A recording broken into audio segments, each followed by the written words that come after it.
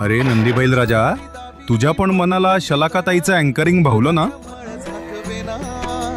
विठ्ठलाची आस वाढावी सरळ, विषाचे गरळ टाकवेना जगण्याचे देवा.